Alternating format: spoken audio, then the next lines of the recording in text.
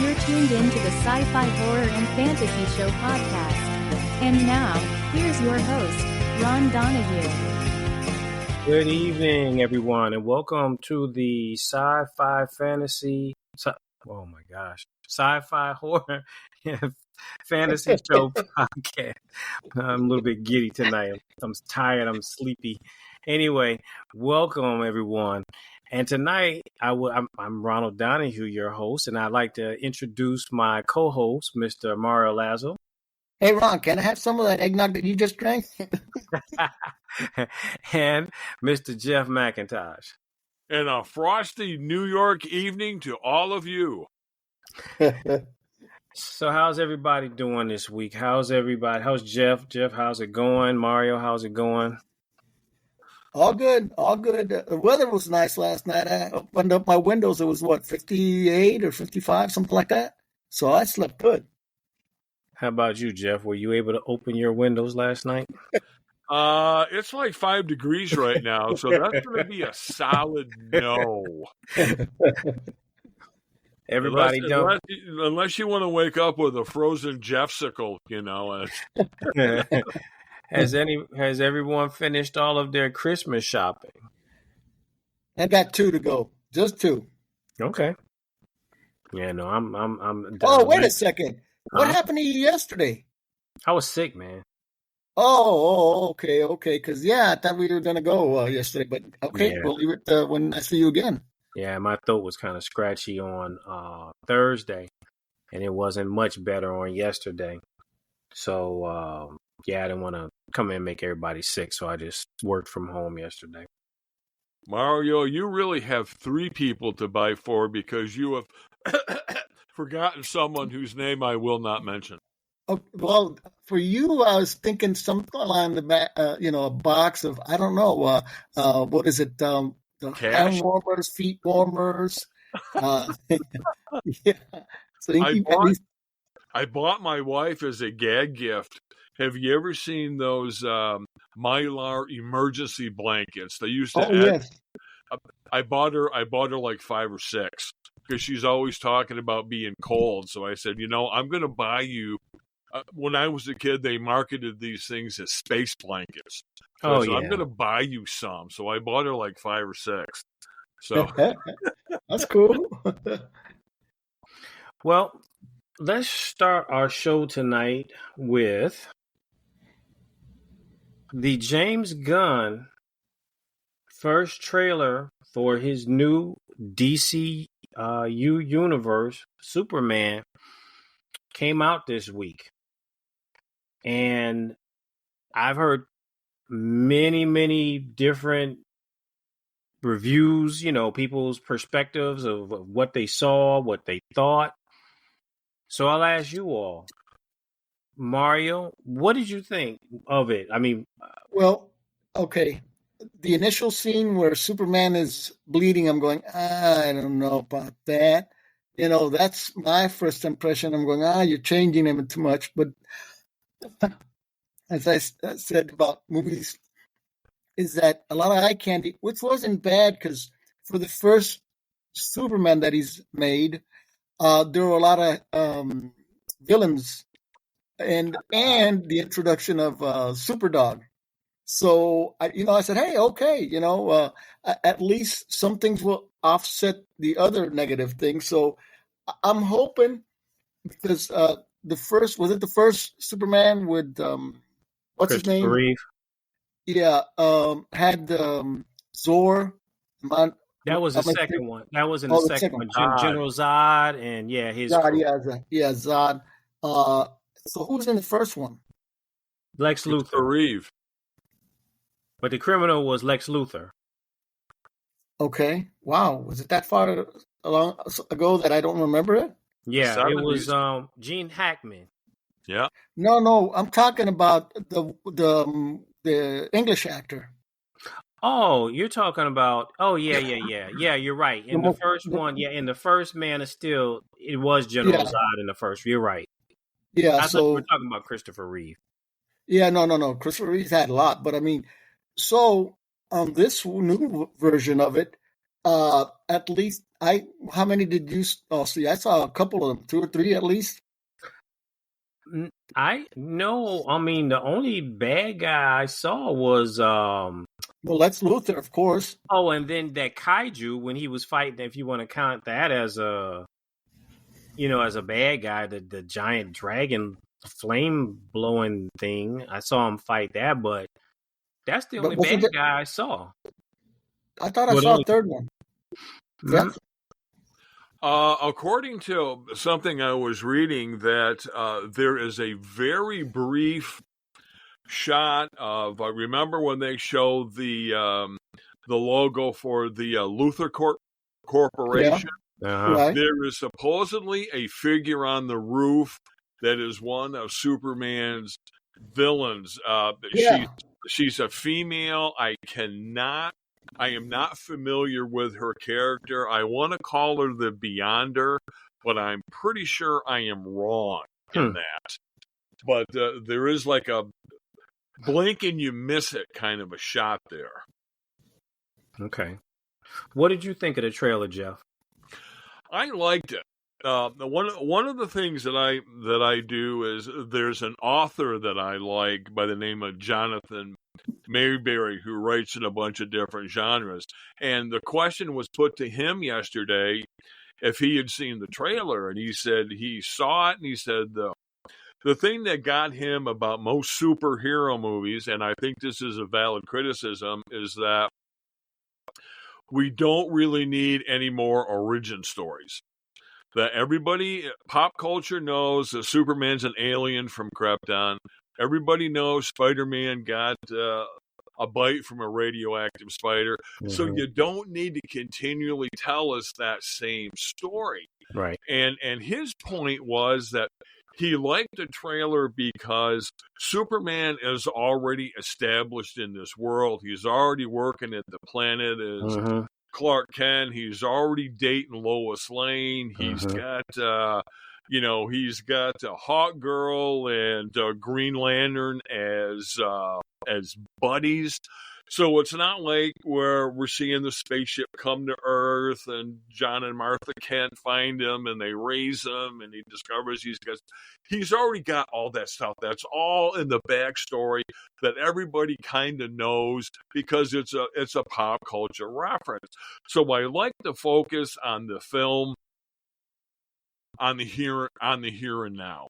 He's already established, he's already a hero. He's got people he likes, people he's friends with, and he also has enemies. So I like that. I like the introduction of Krypto because I think this is the first live action time that I have ever seen Krypto. I mean, I've seen him in cartoons, but I've never seen a live action Krypto. So I'm kind of cool about that. Now, if they did like a companion film, like it did another Supergirl, I remember she had a super cat, and I think the cat's name was Squeaky. Really? So, yeah, pretty sure. Well, honestly, I'm not a huge Superman fan, to be honest with you. I'm not. I haven't really been a Superman fan for like decades now. But I have to say, that was a great trailer. I was impressed. Now I did like Man of Steel. Don't get me wrong. I thought that was a good movie. Even though I don't like Superman, that was a good movie. But I thought the trailer was really well done. It didn't, a lot of time I think trailers they show too much, so that really you don't. By the time you see the third trailer, you don't even have to go to the movie because you already figured out, what happened. So I don't think it gave away too much. I think that a couple of things that I noticed, and I was watching a couple shows this week, and they made some brilliant observations. One being, do you see how like the colors like just really pop on your screen when you looked at it? It's like, wow, everything just is like so vibrant, and that was done deliberately because what James Gunn is going for with this Superman Metropolis, he's going back to the Silver Age, partly golden, latter part of the golden age, but to the Silver Age of comic books. Whereas it was more like science. A lot of it was like a lot of science fiction more than just a superhero. Like, he wasn't like Batman, going there fighting, beating up bad guys every week. I mean, he was fighting just like what we saw in the trailer. We saw the giant kaiju, James Gunn is calling it. We saw him fighting giant monsters like that, I guess aliens and things like that. So they're really honing in on more of that 60s sci-fi element, which I thought was really cool. The fact that we saw him bleeding, on the other hand, I liked it. Not saying, okay, I like to see Superman. Well, yeah, I did like see him bleeding to death. But I liked it only because, I think the main reason when I talk to people about Superman, they don't really care for him is because he's so unrelatable. I mean, he has basically godlike powers. And what? Kryptonite is his only Achilles heel. So, go ahead. Well, in the comics, he was also susceptible to magic because remember he That's had true. the That's Mr. Mizipolic, I think was how it was pronounced. Yeah, that's right. Yeah, 800th dimension, or wherever he was from. That's true.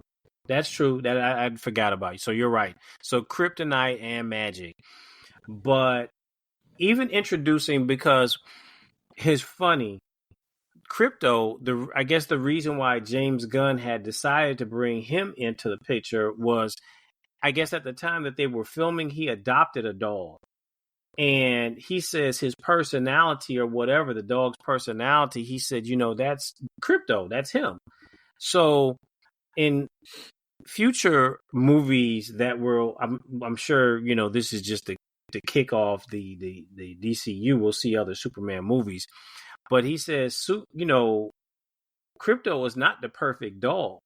They say he's a dog. He's going to be mischievous. He's going to be getting into stuff and what have you. So I think also what he's doing with his Superman is, other than the second one, I'm going back to Christopher Reeve, even the first one, it kind of had like a light.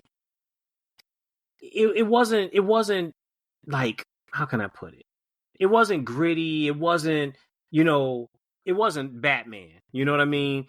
It wasn't like, Superman just going around, pounding on guys and stuff. It wasn't like that. It was kind of lighthearted a little bit, I think that's kind of what he's going for. And the one thing I can say about him, he is really good at balancing that. We saw that in the Guardians of the Galaxy movies. I mean, there was some times where, man, it was some serious stuff. But at the other times, you're sitting here dying, laughing at Drax saying stupid stuff, or him going back and forth with other people, or, So I think he's going to make it not, like I say, not super, jokey. Although I did think that looked kind of funny when Crypto was dragging him through the snow. That looked kind of funny to me. I know he was saving his life or whatever, but to me that looked kind of funny. But I'm not going to sit here and say, "Oh, I'm excited! I can't wait to see." So no, I'm not going to say that, but I will just say, I had a conversation with Mario the other day,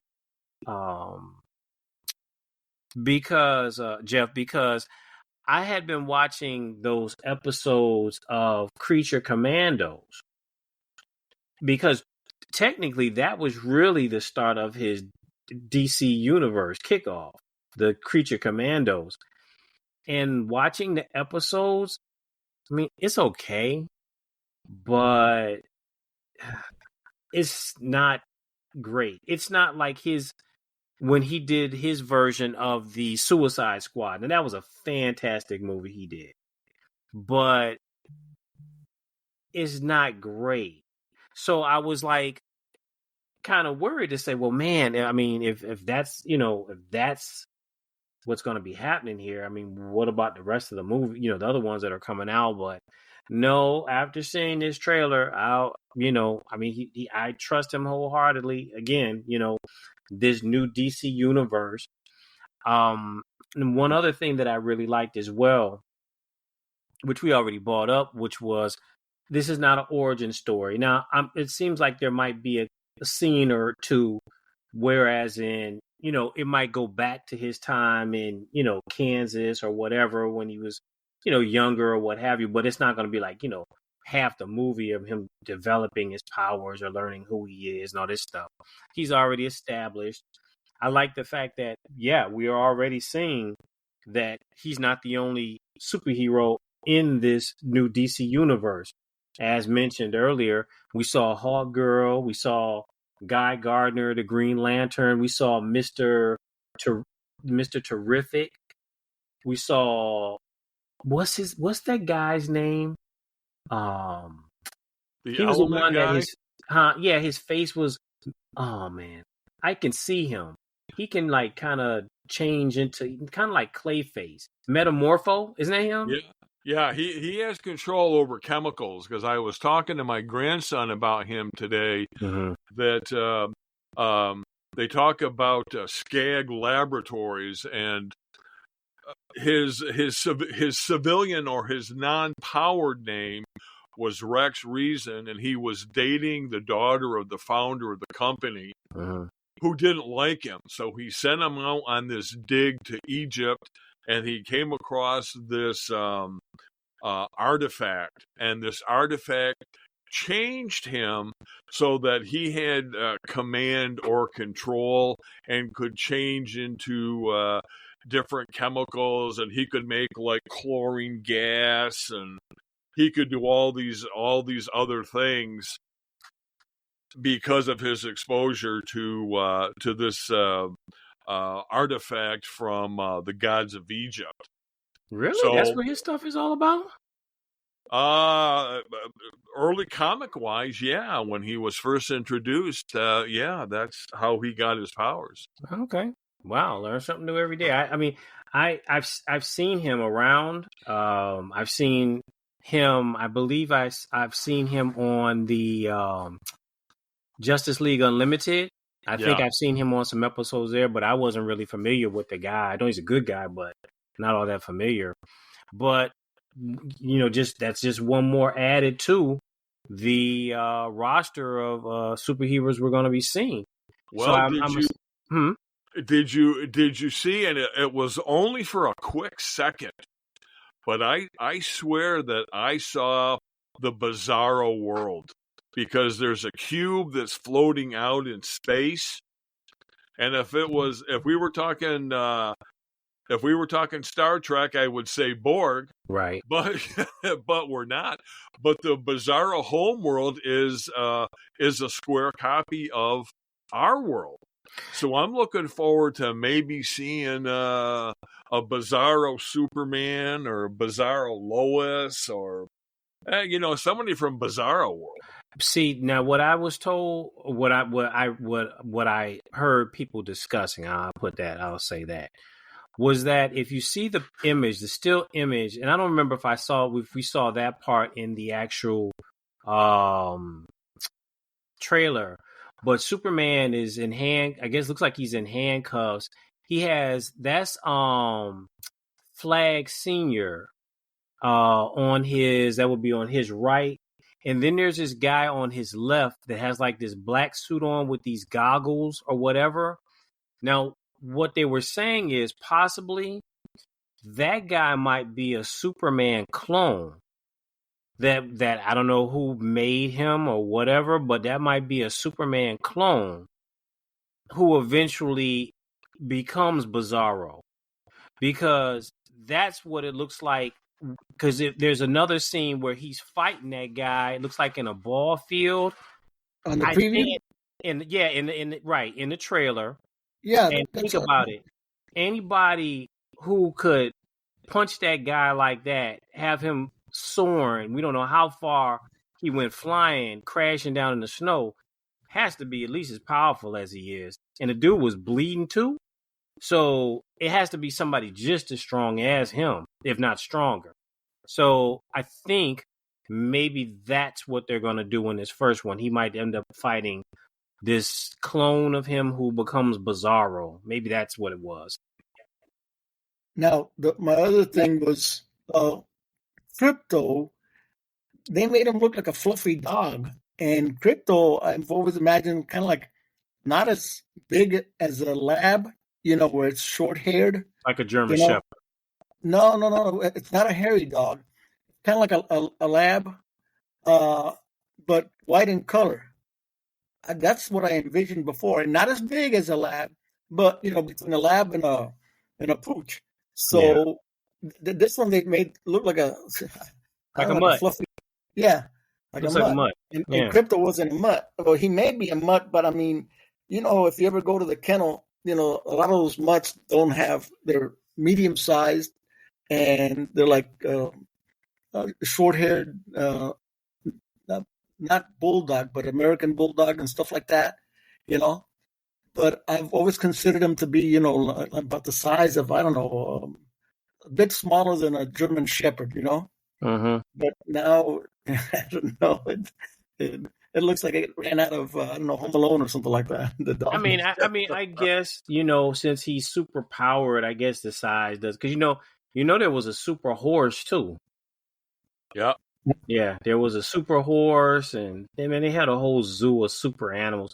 You just think about it. Could you imagine what super like the dog? I guess I don't know if he was flying. It looks like he was running because you saw that like just like a speedboat with the water behind it. It was like this snow trail behind it. So it looks like he was. Yeah, it looks like he was running. I don't know if he can fly or not. And even when he was dragging him, he wasn't flying with him. He was like pulling him along, trailing him. Having him trail behind him. But the novels had a cape. Yeah, he had a cape in this one too. Oh, that's right. Yeah, but I didn't see him fly. Which is I think he flies though. Does he? Why a dog needs a cape? I don't know. Not really. For the ladies. For the ladies. But before we move on, you know what's funny? Batman used to have the Bat Hound too. And the Bat Hound used to have a mask. And it's like, okay, somebody's going to see a German Shepherd like, hey, that's Bruce Wayne's German Shepherd. So he also had Batmite. Remember Batmite? Yeah, I remember Batmite. I remember him from the car. I know he was in the comics, but I remember from the old cartoon that used to come on. Yeah, always getting into stuff. Yeah, let's hope that he doesn't show up in this new DCU. I don't, Well, let's move on. Super Might, or Mixoplick. Yeah, they can bring Mixoplick in. Yeah. Well, let's move on. So we're in the holiday season now. Christmas is next week. We originally had another idea that we were going to do for our question of the week, but since our fellow co-host wasn't able to make it, Ms. Garcia, I had another idea. You're altering it? Oh, no, yes, you don't. Yes, I'm altering it. Yes, I'm altering it. I am altering it. Do that. So what we are going to do this week, we're going to have our first sci-fi horror fantasy show Christmas trivia game. Oh, no. with our contestants, Mr. Jeff McIntosh and Mr. Mario Lazo. So we have, I think it's how many do I have here? I think I have 12 questions. Now, this is how the game is played. We're going to start off. You guys are going to be able to, you're going to pick a number from 1 to 10, and whoever has the closest, that's the first person that's going to answer the question, try to answer the question. If you answer the question correctly, you'll hear. And if you answer the question wrong, you'll hear. Okay? All right. So now, if you answer the question wrong, The other contestant gets a chance to try to answer the question. And if they answer the question, then they get the point. If nobody gets it, nobody gets the point. All right? Well, What's the award? Let's have a brief talk about prizes. Okay. The first prize. You guys, whoever wins is going to get the best prize of all. Vacation day? They're going to get the title of the first annual podcast Christmas trivia show winner. You go down. I want a day. I want a day. You're a boss, so I can get a day from work. All right. So let's start off. Pick a number from 1 to 10. 6. 8. Ooh, Jeff got it right on the head. Wow. Okay. All right, Jeff. So the first question is, how many reindeer does Santa Claus have? I want to say 12.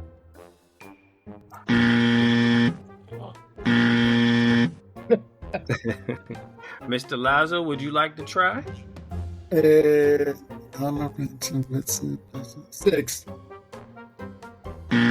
Oh, damn. Okay. There are 9. There is Walter, Dancer, Prancer, Vixen, Comet, Cupid, Donder, and Rudolph. Okay. See, no, I was considering the reindeers in Cuba. They had to eat 3 of them. They were hungry, so they ate 3 of them in Nochebuena. So there's actually 6 in Cuba. I thought you were going to say that 3 were deported as illegal aliens. Oh my gosh. Okay, so the next question goes to you, Mario. In the 12 Days of Christmas song, how many French hens does the true love give? 4. Okay. Jeff? I think it's 5. Wow, this show is going great. This is really going. I had a great idea, didn't I? This was a great feeling. No, the answer is 3. Ugh. Okay. Now, Jeff, you have this one. If you don't get this one, Jeff, you're going to be bounced off the show. Which New York City theater do the Rockettes perform at? Radio City Music Hall.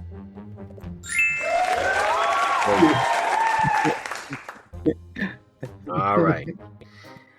Mr. Lazo, what is the official Christmas flower in North America? The poinsettia? All right, we got a game. All right.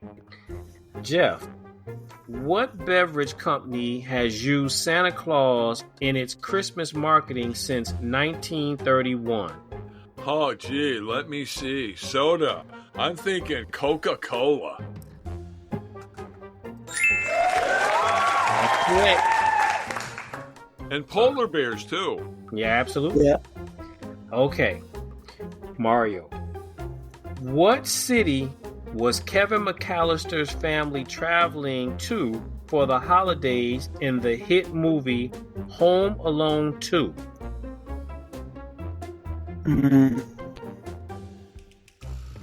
One or 2 places. I remember that they showed cops.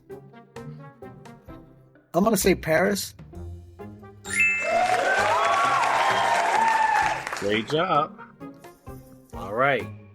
Jeff, how many sequels did the 1994 film The Santa Claus spawn? Man. I think there are 4. Mario? I'm going to go with 3. Okay, so sequels, you're saying you believe that there were 3 sequels? Well, the original and 3. No, wait. Because he just said 4. So, okay, then I'll say 2 sequels. All right, Mr. Lazo has taken the lead. All right. I'll fight for that day off. All right, Mario. At what real-life department store does Miracle on 34th Street take place? Macy's.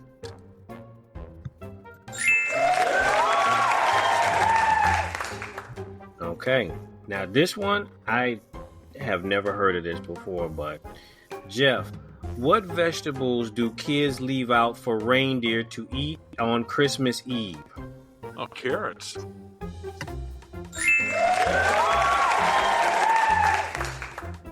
I have never heard of that before. We never did that. Did you do that as a kid? Yeah, along with milk and cookies for Santa. You bet. Really? Yeah. Man. I have never heard of that before. Wow. Maybe it's just a regional thing. You know? Maybe. Oh, yeah. Down south, we don't leave that. Yeah. Okay, Mario. In Mariah Carey's classic I Want a Christmas song, No. what does she say she won't even wish for? Was it again the question? In Mariah Carey's classic All I Want for Christmas song, what does she say she won't even wish for? Won't even wish for? Mm-hmm. Damn, that's a good one.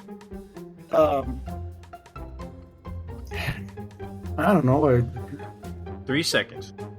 Oh, heck. A horse. I don't know what to... Jeff? Another husband. I got one. He gets the award for that one. No, the answer for it is snow. Snow. Yes. No. What do you mean no? Snow. Oh, snow. Yeah. Oh. Why? I don't know. You asked the question, you got to know She's the asking answer. Santa Why? Claus for everything, but she says she don't even want snow. All she wants is some dude in the song. You know. Oh. Yeah. 2 front teeth. Oh wait, that's another song. Right. Okay.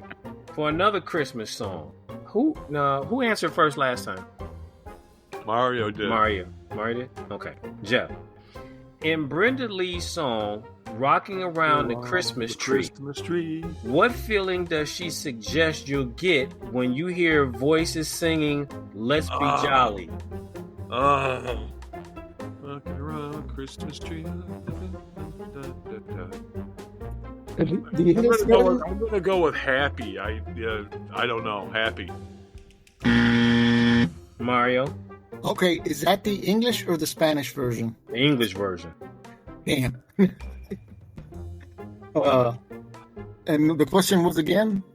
In Brenda Lee's song, Rocking Around the Christmas Tree, what feeling does she suggest you'll get when you hear voices singing, Let's Be Jolly?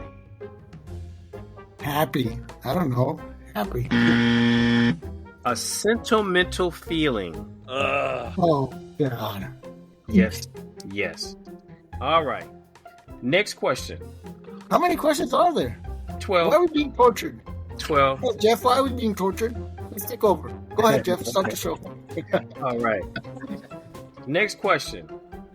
Mario, doesn't this go to Mario? Yeah, this goes to Mario. In the original Frosty the Snowman animated movie, what's the first thing Frosty says when he comes to life?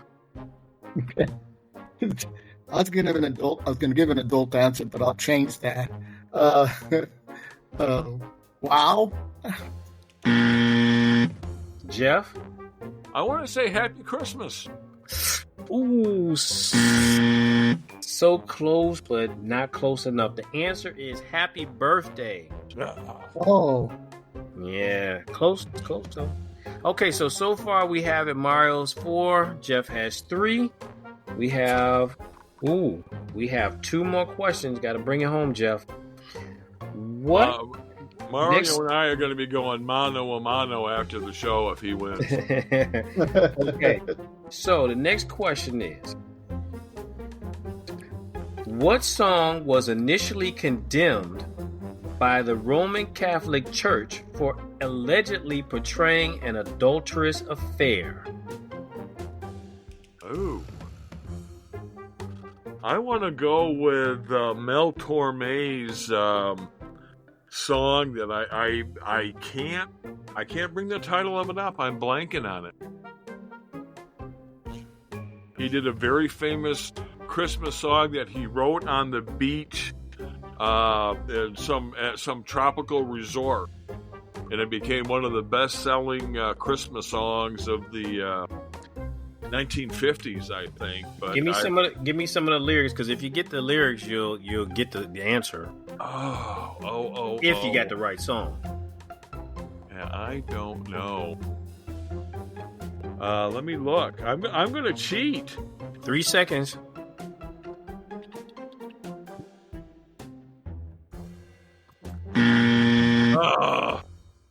My browser died. Mario. What's the one that sounds real sexy? Santa baby. Da, da, da, da, da. Eartha, Nope. is that Eartha Kitt? No. The answer is this is amazing. The song that they were saying was portraying an adulterous affair was "I Saw Mommy Kissing Santa Claus." Oh.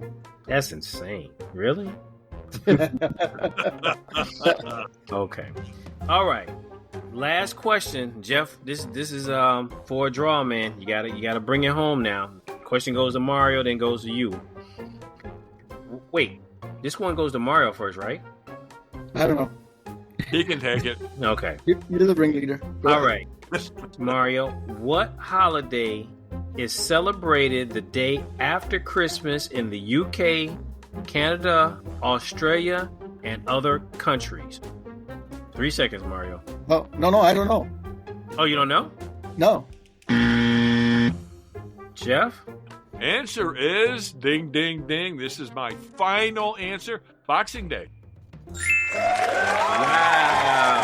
We have a tie. My goodness. I didn't think about this. So Now for the tiebreaker question. yeah, exactly. I didn't think about, man, give me a second. How many buttons on Santa's suit? Yeah, okay. Yeah. That's a good one.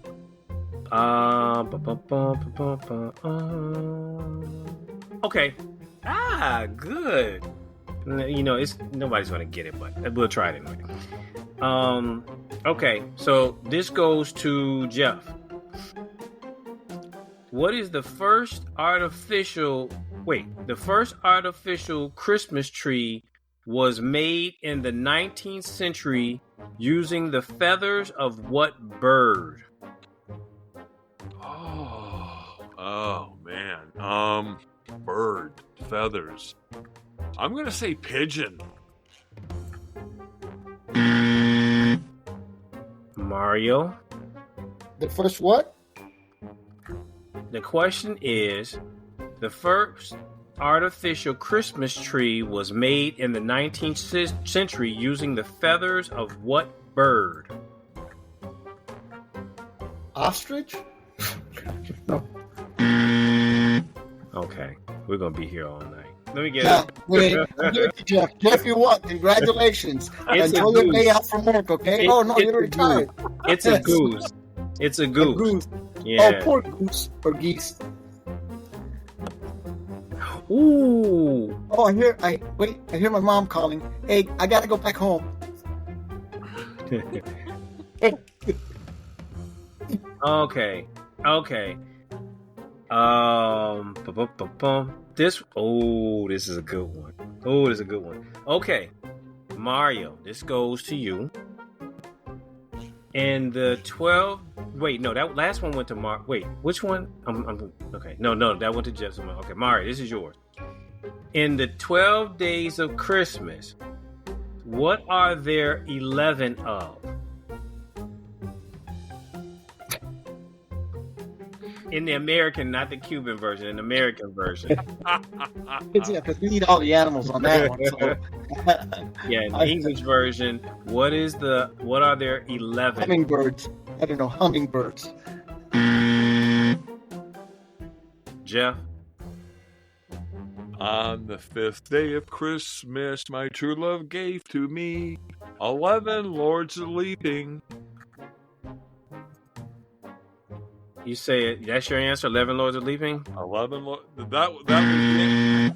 Oh, Jeff, yeah, man, that's a Jingle thing. You should have got it. That was Nah. that was the number. What were It's there? 11 pipers. 11 pipers piping. Okay. This is why somebody's gonna Halloween get this is one. my Somebody's gonna favorite get this holiday. Jeff, turn your senior card in because you've been singing that song for quite a while now. Somebody's gonna get this one. Okay. This one goes to Jeff. Which classic carol contains the lyrics "Strike the harp and join the chorus"? Burnett. No, Jeff is Jeff. Oh, Christmas carols, man, are like my kryptonite. You know. God rest ye, merry gentlemen. Mario. Burnett. Who? Carol Burnett. No, the song. Name the song. I don't know, man. Oh my god. Uncle, I give up. Uncle. Okay. All right. Okay. You both Yeah, should know this one. Both of you going to be fired if you don't get this one. Ask us this question: Who's buried in Grant's tomb? You have got to get this one. You got to get this one. This is going to end the game right here. One of you is going to get it. Okay, so the last one went to who the last question goes Mario. to? Mario. Okay, Jeff. In 1996, what toy with origins in Sesame Street was a sensation at Christmas time? Serial killer Elmo. I believe it was Talking Elmo.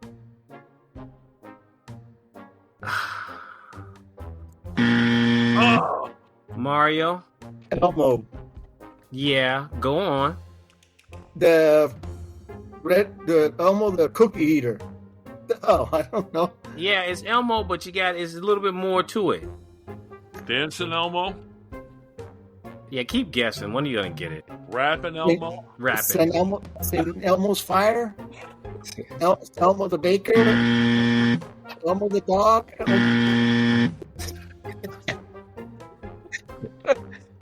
Elmo punch Elmo. I don't know. It's Tickle Me Elmo. Oh, tickle me, Elmo. Ron. You know, I'm gonna catch up with you in about 2 weeks. Are you serious? I'm sorry. You guys don't remember that? No, tickle me, Elmo. Man, I don't play with children's toys. Okay. No, Figures, but they're not dolls. God. It's okay. All right. Okay. My memory back has Last been one. shortened. You guys gonna get this one. If not, you're gonna both be like the official winners this year. Because We're gonna be the Grinches there, Mario. I know You and me. this podcast is gonna be 3 hours long. Okay. Yeah, no, it's gonna end. Last question. Tiebreaker. So this one goes to who? Mario? Okay. Yeah, let him have it. Yeah. What well-known Christmas carol became the first song ever broadcast from space in 1965? Feliz Navidad. You know that was Jeff? I'm gonna go with Bing Crosby's White Christmas. Oh my God. Oh! Okay. So, you know what? Hey, ladies and gentlemen, we have our 2020 Christmas trivia winners, Mario Lazo and Jeff McIntyre. Yeah, you both getting to split the prize. Jeff, I'll keep the belt for 1 month and you can keep it for 11 months, okay? All right, it's a deal, man. All right. Well, this brings us to the end of our show. I want to thank my co-host, Mr. Mario Lazo, Mr. Jeff McIntyre. We want to wish you all a very happy holiday, Merry Christmas, Happy Kwanzaa. We just hope you all have a great holiday season. Jeff, Mario, have a happy holiday, Merry Christmas to you both. And good night, everybody. Let's take care now. Night.